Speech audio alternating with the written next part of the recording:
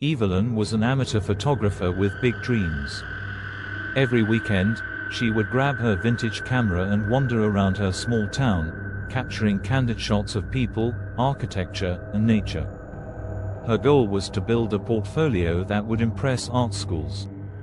One Saturday, Evelyn decided to visit the old railway station on the outskirts of town.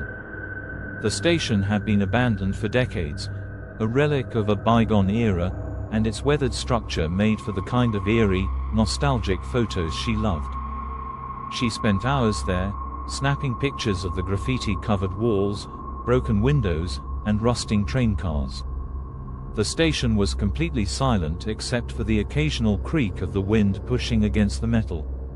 When she got home that evening, she eagerly developed the film in her small darkroom. As the images came to life, Evelyn noticed something odd.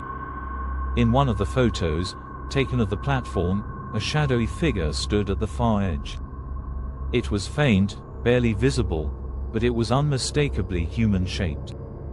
Evelyn frowned. She was sure she had been alone at the station. Dismissing it as a trick of the light or a flaw in the film, she moved on. But the next photo also had the shadow. This time, it was closer, standing by one of the train cars. The figure was clearer now, a tall, thin silhouette with a featureless face. Evelyn's stomach turned as she realized the shadow seemed to be following her path through the station. Every photo she developed that night contained the figure, each time closer than the last. By the final photo, the shadow was standing directly behind her. Evelyn dropped the print, her hands trembling. The figure's head was tilted slightly, as if watching her. But what unnerved her the most was the faint outline of a hand reaching toward her shoulder. She glanced over her shoulder, half expecting to see the figure standing there, but the room was empty. She tried to calm herself, convincing herself it had to be a coincidence, a smudge, or some odd camera glitch. But deep down, she wasn't so sure. Over the next few days, Evelyn couldn't shake the feeling that she was being watched. She would catch fleeting glimpses of movement in the corners of her vision, only for nothing to be there when she turned her head. At night, she began hearing faint whispers, like someone calling her name from far away.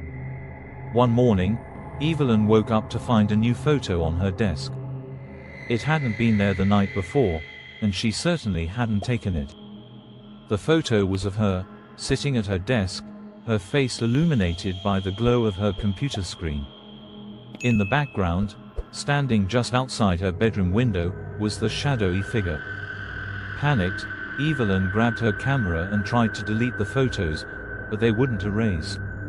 She even tried burning the prints, but no matter how many times she destroyed them, the photos would reappear in her room the next day, perfectly intact. Her friends didn't believe her when she tried to explain. They teased her for spending too much time in dark, creepy places with her camera. But Evelyn knew it was real. The figure began appearing outside of the photos. It started subtly, a reflection in a store window, a dark shape standing at the end of the street. Then it grew bolder. Evelyn would wake in the middle of the night to find it standing at the foot of her bed, watching her with its featureless face. One night, desperate for answers, Evelyn returned to the abandoned railway station. She hoped to find some clue, something that could explain what she had unleashed. As she explored the station, her camera slung around her neck, she felt a chilling presence behind her. She turned slowly, her heart pounding. The figure was there, fully visible for the first time. It was tall, impossibly thin, and cloaked in shadows that seemed to writhe and shift. "Who are you?" Evelyn whispered, her voice shaking. The figure didn't respond. Instead, it raised one long, skeletal arm and pointed at her camera. Evelyn hesitated, then slowly raised the camera to her eye. She snapped a photo, the flash illuminating the figure for a brief second. When the photo developed later, it showed the figure reaching toward her, its shadowy hand brushing against her face. Evelyn never returned home. Weeks later, her friends received a package in the mail. It contained Evelyn's camera and a stack of photographs. The photos told a chilling story, showing the figure growing closer and closer to Evelyn until it consumed her completely. The final image was of her friends, taken from outside their window.